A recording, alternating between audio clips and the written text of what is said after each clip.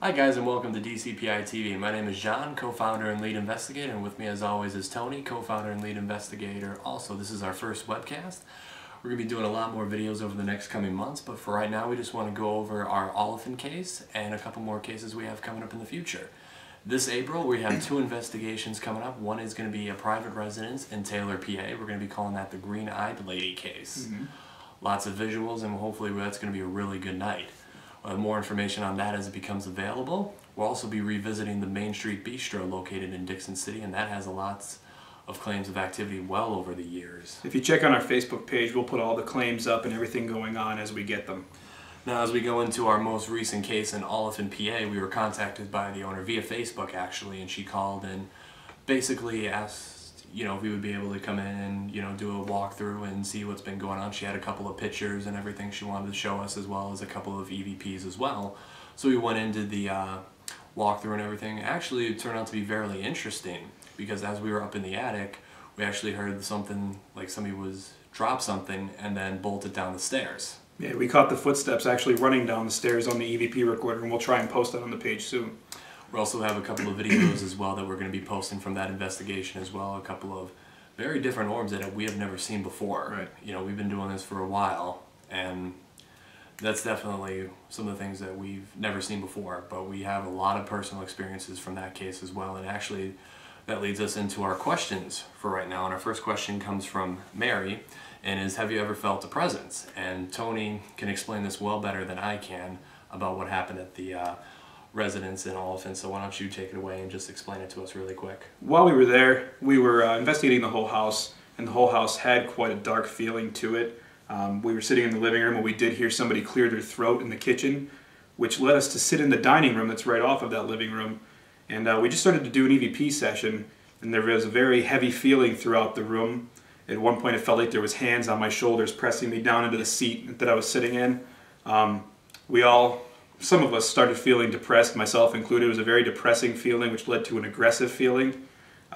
Once it got to that point, we decided it was best to take a break and get away from that situation. We didn't want to lead it to any other problems. Throughout the rest of the night from that point on, we did have that feeling more. At one point, our cameras on our DVR actually shut off while we were in that dining room. So, once we get a little more of that, we did talk to the client today, and she was very pleased with what we got at the house. We are going to be revisiting that house in about mid-May. Mid-May. So, as soon as we get more from that, we'll definitely be posting it as well. We're also going to be doing a meeting with a lady coming up within the next couple of weeks for another investigation in May, and that's going to be in Forest City, so also check back for that as well. So, Mary, hopefully that answers your question. And we have one more question, that's from Laura. And her question is, did you find anything that you were able to debunk, and how did you go about debunking it? We did an investigation a couple years ago, you probably heard of it, Andy Gavin's bar. And one of the biggest claims were people feeling like being watched, being touched, getting a very uneasy feeling.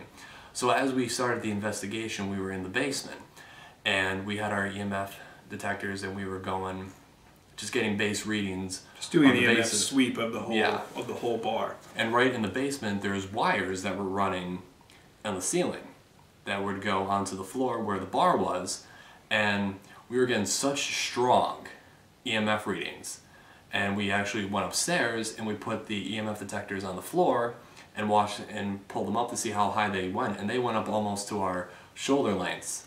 So that's very easy for somebody to feel like they're being watched, very uneasy feeling, like they're seeing stuff. And especially in the bar area, it's such a crammed area. Right. To go from like that dining area. And at one point we were sitting at the bar too, and we had the EMF detector on the bar, and we got up to a 68 on the EMF scale, and that was coming off of the cooler behind the bar. Yeah. So while you're sitting at that bar, those EMF levels can definitely make you feel like there's somebody watching you. You're very paranoid.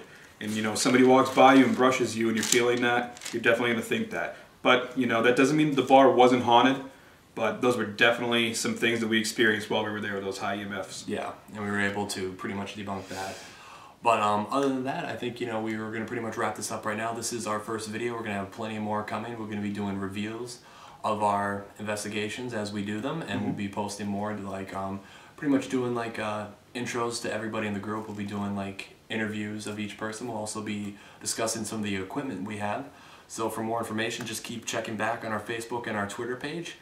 Our Twitter page right now is the official Team DCPI, so feel free to follow us on there as well. But other than that, for Tony, my name is John. We'll talk to you soon. Take care.